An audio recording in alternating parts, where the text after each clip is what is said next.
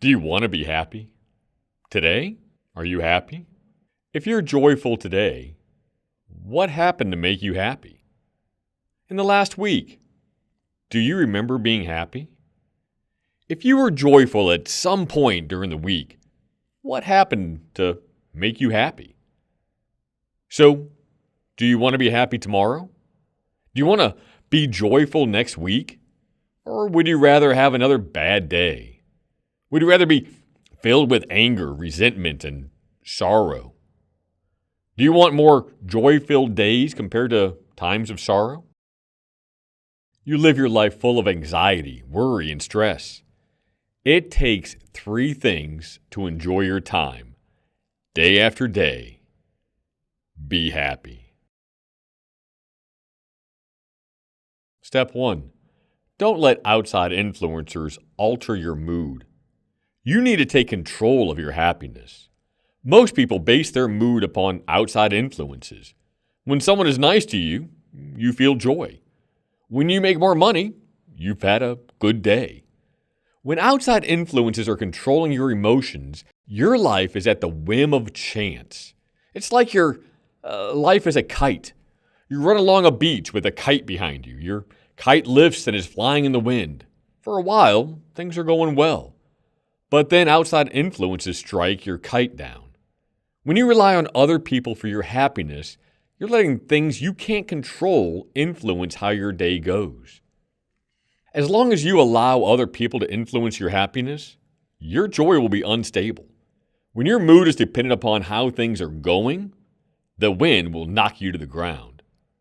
Similarly, when you blame people for your unhappiness and don't take it upon yourself to bring joy into your life, your mood will be turbulent, like the wind on a beach. I knew this young man named Ben. He lived at home with his parents and younger sister. His parents were always on his case about something. His room wasn't clean enough. He didn't do his chores. The tone he took with his sister was too harsh. Of course, his tone was mean. He was miserable because he was letting outside influencers determine his mood. After he heard the 3 strategies to happiness, he changed. As soon as he got home, he knocked out his chores. He cleaned up his room. His bed was already made after getting up in the morning. Before his sister got home, Ben would put on his headphones and go for a run. Music and exercise always put Ben in a good mood. When he got back, a bit sweaty, he would get a bite to eat as to not let his hunger influence the tone he would take with his sister. His parents had fewer complaints. Ben took it upon himself to eliminate outside influencers altering his mood. To wrap up the first step to your joy, stop relying on people's interactions with you to bring about happiness. Stop relying on items you buy, circumstances, and the wind on the beach to create a joy-filled day.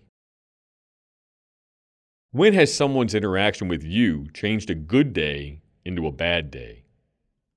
When have you tried to create a better day by purchasing something? Step 2, don't set expectations. The number 1 reason for your unhappiness is your disappointments. You're dissatisfied because of the difference between expectation and reality. There's a gap between your expectation of how someone should treat you, or what will happen in your life, and what actually happens. The difference between what you expect and what happens causes your unhappiness. When you think a loved one will treat you the same way you were treated previously, and your expectations are higher than what you receive, you feel unhappy. In addition, you blame that person for your feelings. When you've dated someone for years and they always got you the greatest Valentine's Day gifts, but this year they didn't put any effort into it at all, your expectation was high and what actually happened was low. And it's the difference that caused your unhappiness. When you take a vacation, you choose where to spend your money based upon which trip will give your family the most fun for the money. When the trip doesn't meet your expectations, you're unhappy. When people are at their happiest is when they don't have preconceived notions of what will happen, and the experience is better than expectations. When I was a kid, went to a birthday party at a go-kart place.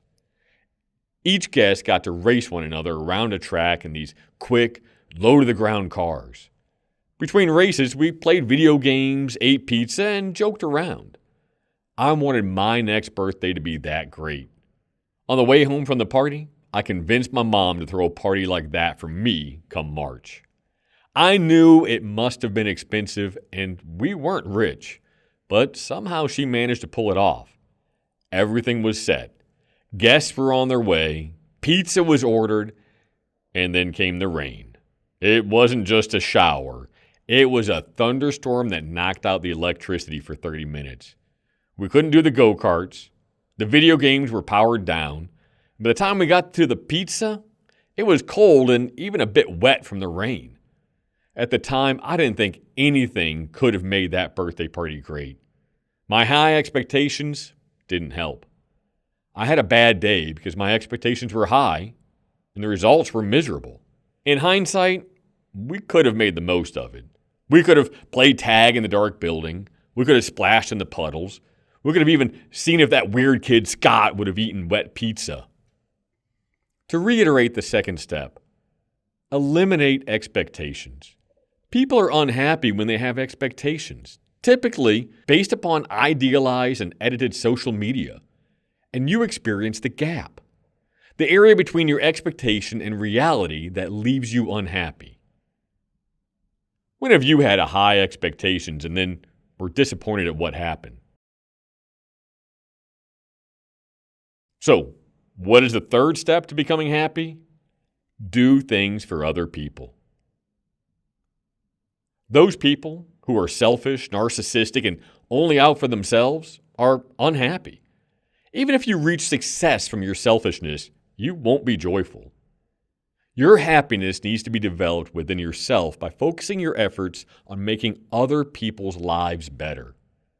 Stop pushing friends, coworkers, family away with your negativity. You need each other. Stop polluting relationships with your negative energy. If you want to be happy, be kind to people.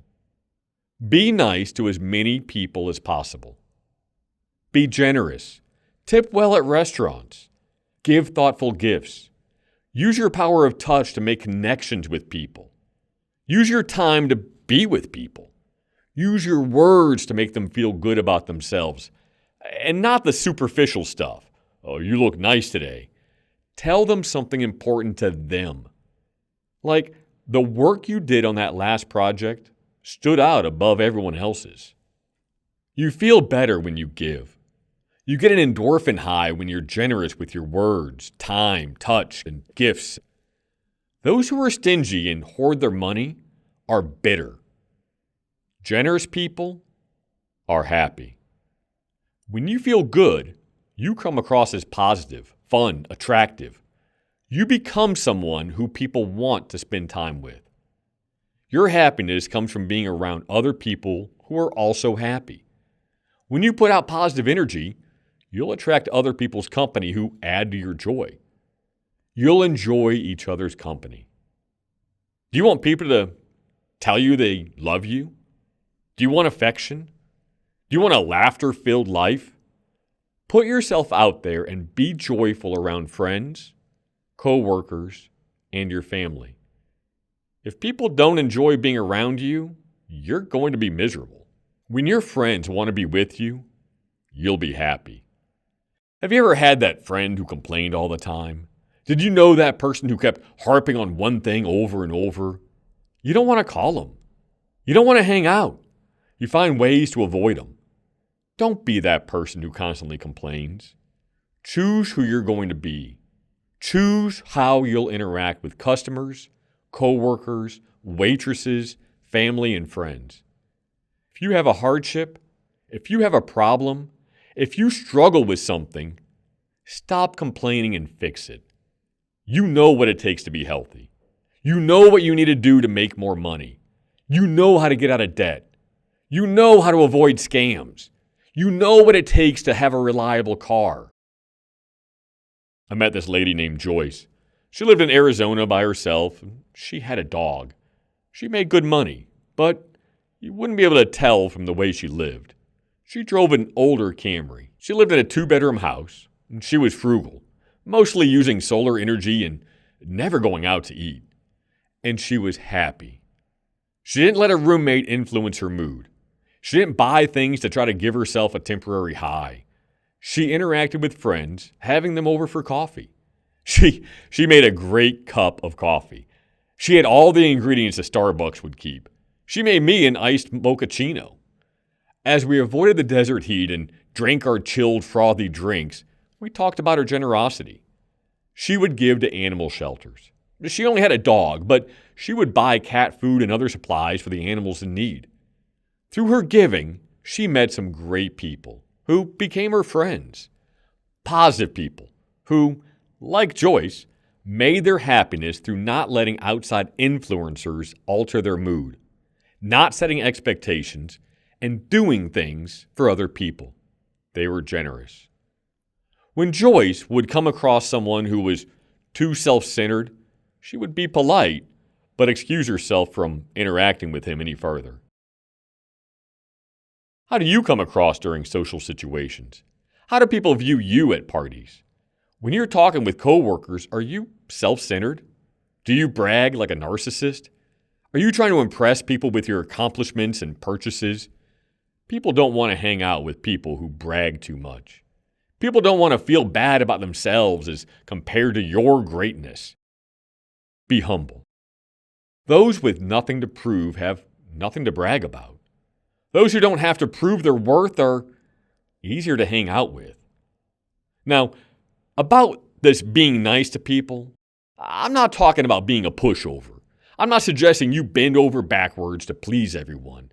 Stand up for yourself. If you have a problem with someone, tell them specific times you witnessed their behavior, how it made you feel, and what you need from them going forward. Without being a pushover, how can you be nicer to strangers, friends, and teachers? Hey, in conclusion, for you to be happy, don't base your mood upon outside influences. Remove expectations in which you're likely to be disappointed. Do nice things for people and treat everyone well. Those people who rely on outside influences to determine their happiness, have a gap between expectation and reality, or aren't generous and friendly with people, are miserable. Use these 3 strategies to be happy.